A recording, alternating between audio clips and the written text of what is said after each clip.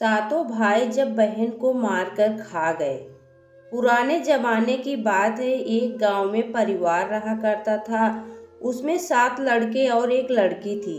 माता पिता जल्दी ही गुजर गए तो बच्चों ने भी जल्दी ही व्यवहारिक काम सीख लिया। शुरू में सबको गुजारा चलाने में काफी परेशानी आई, लेकिन समय के चलते सब कुछ आसान होने लगा। उस समय समाज के पुरुषों का काम जंगली जानवरों का शिकार करना और औरतों का काम सिर्फ घर के कामकाज करना और बच्चों को संभालना होता था।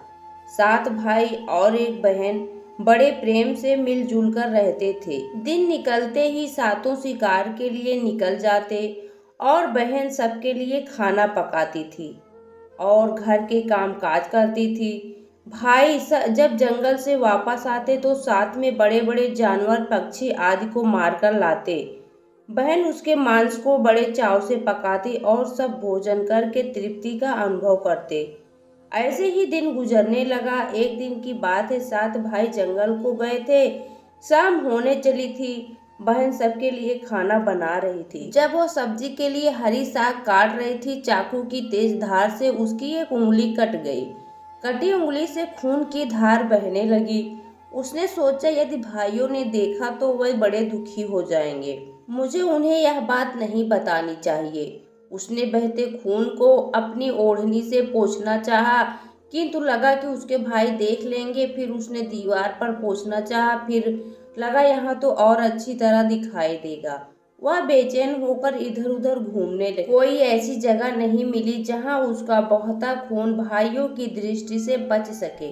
अंत में कोई उपाय न देखकर उसने उसी साग से पोंछ लिया जिसकी वह सब्जी बनाने जा रही थी। शाम को भाई जंगल से वापस आए। बहन ने खाना परोसा। आज सातों को साग बहुत स्वादिष्ट लगा। सातों ने अपनी उंगलियां चाटते रह गए। बहन की पाक कला की तारीफ की। अपनी तारीफ सुनकर बहन भी खुशी से फूली न समाई। दिन भर के थके होने के कारण सातों भाई जल्दी ही सो गए। अगली सुबह रोज की तरह खा पीकर सातों भाई जंगल की ओर निकल पड़े। जब शिकार तलाशते तलाशते थक गए, सभी एक पेड़ की छांव में बैठकर आराम करने लगे। बातों बातों में रात के भोजन में बहन के द्वारा बनाई गई साग की चर्चा होने लगी। सब कह रहे थे कि इतनी स्वादिष्ट साग की सब्जी आज तक नहीं खाई थी। सब ने तय किया कि आज इसके बारे में बहन से जरूर पूछेंगे और जान लेंगे कि साग में उसने क्या क्या मिलाया था। शाम को सातों भाइयों ने दोबारा बहन की पाक कला की कुशलता की तारीफ करते हुए पूछा, प्यारी बहन, कल रात के साग में तुमने क्या क्या मिलाया था? बहन बताना नहीं चाहती थी। वह सोच रही थी कि अगर उन्हें पता चला कि उसकी उंगली कट गई है तो सभी बहुत दुखी हो जाएंगे। इसके लिए उसने जवाब में कुछ नहीं कहा। बड़े भाई ने कहा, प्यारी बहना, तुम्हें बताना ही पड़ेगा। मैं जानना चाहता हूँ कि हमारी बहन ने इतना स्वादिष्ट साग कैसे बनाया।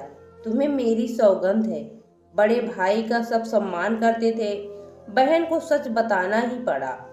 उसने धीरे धीरे सारी बात बताते हुए कहा, बस इतना ही, अपना खून मिला दिया था और ज्यादा कुछ नहीं। यह सुनकर 6 भाइयों के मन में एक कुटिल ख्याल आने लगा। वह सोचने लगे, इसके खून की चंद बूंदें इतनी स्वादिष्ट हैं तो इसका मांस कितना स्वादिष्ट होगा। रात के खाने के बाद सातों सोने चले गए। सातों में फिर उसी बात की चर्चा छिड़ गई। बड़ा भाई कहने लगा, अरे खून की कुछ बूंदें इतनी स्वादिष्ट हैं तो शरीर का मांस कितना स्वादिष्ट होगा। सब ने बड़े भाई की बातों में हाँ मिलाया। अगले दिन शिकार के लिए जाते समय सातों ने यह योजना बनाई कि बहन को मारकर उसका मांस बनाएंगे। खूब स्वादिष्ट होगा। सातवें भाई को अपने बड़े भाइयों की युक्ति बिल्कुल भी उचित नहीं लगी। वह अपनी प्यारी बहन को बचाने के लिए बेचैन हो गया। वह खुलकर इसका विरोध नहीं कर सकता था क्योंकि 6 भाई एक तरफ थे। शिकार करने के बाद सभी भाई ने मिलकर एक टीले पर बांस के एक चांग चबूतरा का निर्माण किया। उनकी योजना यह थी कि बहन को फुसलाकर यहाँ लाएंगे, तीर मारकर उसकी हत्या करेंगे और उसका स्वादिष्ट मांस खाएंगे। अगले दिन बड़े भाई ने बहन से कहा, प्यारी बहन, तुम बड़ी हो गई हो और शादी के लायक हो गई हो। मैंने तुम्हारे लिए एक सुंदर से वर की तलाश की है। आज हम उसका घर देखने जाएंगे। तुम्हें भी सज संवर कर हमारे साथ चलना होगा। बहन शादी की बात से खुश हो गई। तुरंत तैयार होकर भाइयों के साथ चलने लगी। चलते चलते वह थक गई। वह बड़े भाई से पूछने लगी, भाई, मेरा ससुराल अब कितना दूर है? बड़ा भाई बोला, बस अभी पहुंचने वाले हैं। दूर से दिखाई दे रहे टीले पर बने चांग को दिखाते हुए भाई बोला, वह देखो तुम्हारा ससुराल, जहां तुम राज करोगी। यह सुनकर बहन आनंदित हो उठी। चांग पर पहुंचते ही बड़े भाई ने अन्य भाइयों को बहन को चांग पर खड़ी करके रस्सी से बांध के खंभे के सहारे बांधने का आदेश दिया। सभी मिलकर फुर्ती से बहन को बांधने लगे। बहन असहाय थी। अपने सभी भाइयों को हत्यारे के रूप में देखकर बहन का हृदय हाहाकार करने लगा। वह ईश्वर को याद करते हुए कहने लगी, हे ईश्वर, अब तुम ही मेरा सहारा हो। मेरे सातों भाई मेरी हत्या करना चाहते हैं। इनमें से एक भी ऐसा नहीं है जिसके दिल में मेरे लिए दया और प्रेम है। अपनी बहन की बातों से सातवां भाई द्रवित हो उठा। बहन की पुकार पर वह तड़प कर रह गया, पर 6 भाइयों का प्रतिवाद करने का साहस नहीं जुटा पाया। बहन को निर्ममता से बांधने के बाद बड़े भाई ने सबको बारी बारी से उस पर बाण से प्रहार करने का आदेश दिया। बड़ा भाई हाथों में धनुष बाण लेकर जब प्रहार करने को तैयार हुआ, तब बहन भाई के सामने हाथ जोड़कर करुण स्वर में गाने लगी, मारो मारो भैया छाती में लक्ष्य करके, भैया छाती में लक्ष्य करके, तुम्हारा तीर तुम्हारा धनुष जंगल को जाएगा, भैया मारो मारो भैया छाती में लक्ष्य करके, छाती में लक्ष्य करके, छाती में लक्ष्य करके। भाई ने कठोरता दिखाते हुए तीर चलाया, पर उसका निशाना विफल हो गया। इसके बाद दूसरा भाई तीर मारने को तैयार हुआ। बहन ने उसके आगे भी हाथ जोड़कर वही करुण गीत दोहराया। उसका भी निशाना चूक गया। इसी तरह सभी भाइयों ने बारी बारी बहन की छाती को लक्ष्य करके तीर मारने की कोशिश की। बहन हर बार यही गीत दोहराती रही। 6 भाई लक्ष्य भेद करने में असफल रहे। अब 7वें की बारी थी। 6 भाई उसे कहने लगे, पूरी ताकत से तीर चलाना, बहन को एक ही बार में ढेर करना। यदि तुम्हारा निशाना चूक गया तो तुम जिंदा नहीं बचोगे। हम सब मिलकर तुम्हें मार देंगे। बहन ने छोटे भाई की जान खतरे में पड़ते देखा। उसने अपनी जान न्यौछावर करके उसे बचाने का निश्चय किया। वह ईश्वर से प्रार्थना करने लगी, हे ईश्वर, मेरे भाई का तीर मेरी छाती में भेदने में सफल हो जाए। वह करुण गीत गाने लगी, मारो मारो भैया छाती में लक्ष्य करके, भैया छाती में लक्ष्य करके, तेरा तीर मेरी छाती भेद जाए। मारो मारो भैया छाती में लक्ष्य करके, भैया छाती में लक्ष्य करके। छोटे भाई ने तीर चलाया।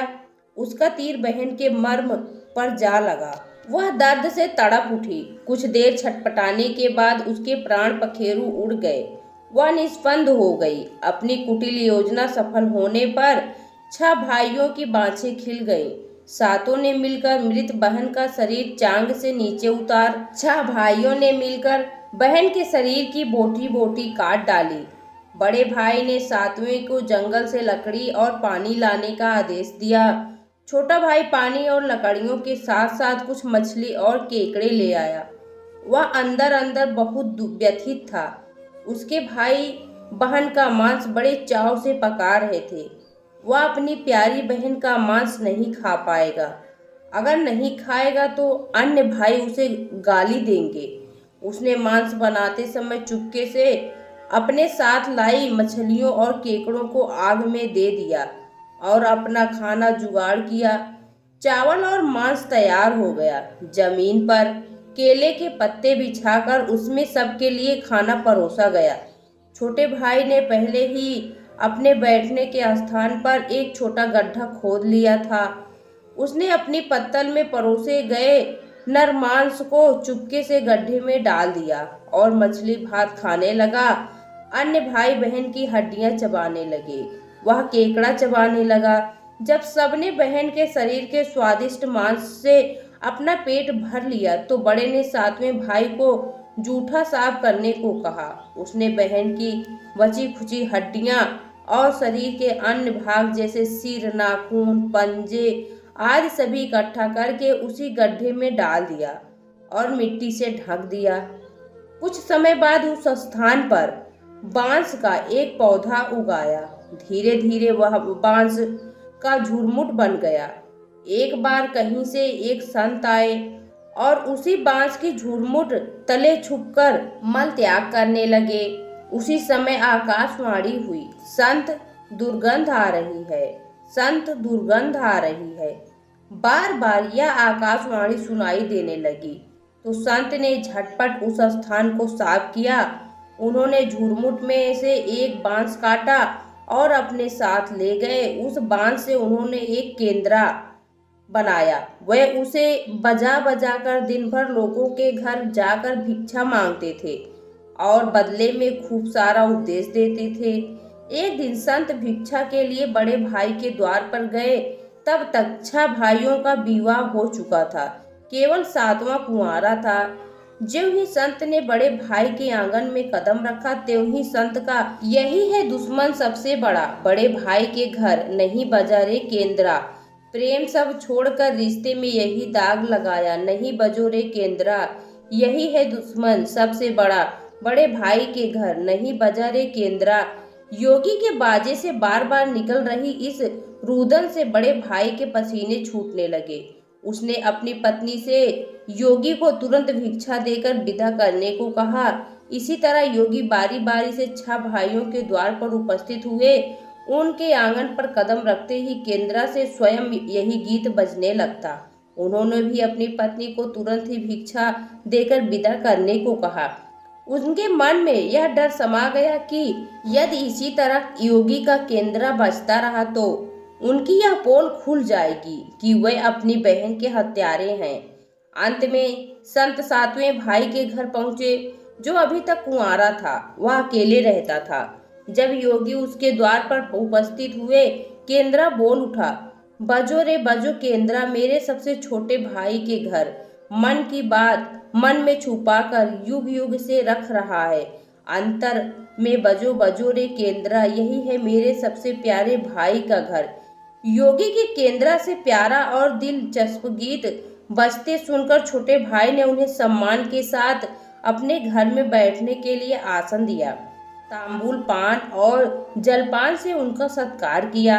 इसके बाद केंद्रा के विषय में चर्चा हुई। योगी ने केंद्रा के जन्म की कहानी सविस्तार सुनाई। छोटे भाई ने उस केंद्रा को उसे देने की प्रार्थना की तो योगी ने उसे छोटे भाई को सौंप दिया।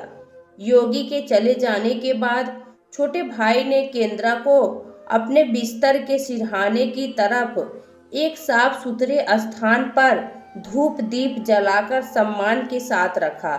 कुछ दिनों के बाद छोटे भाई के घर में कुछ परिवर्तन दिखाई देने लगे।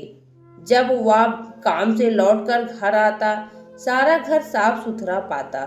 जब रोज रोज यही बात दोहराने लगी तो छोटे भाई ने अपनी भाभियों के घर जाकर पूछा, मेरी गैर हाजिरी में आप लोग मेरा घर साफ करते हैं क्या? सभी ने जवाब दिया, हमें अपने घर के कामकाज से फुर्सत नहीं है, तुम्हारा घर कैसे साफ करते? छोटे भाई ने निश्चय किया कि आज वह छुप कर देखेगा कि उसका घर कौन साफ करता है। वह घर के कोने में छुप गया।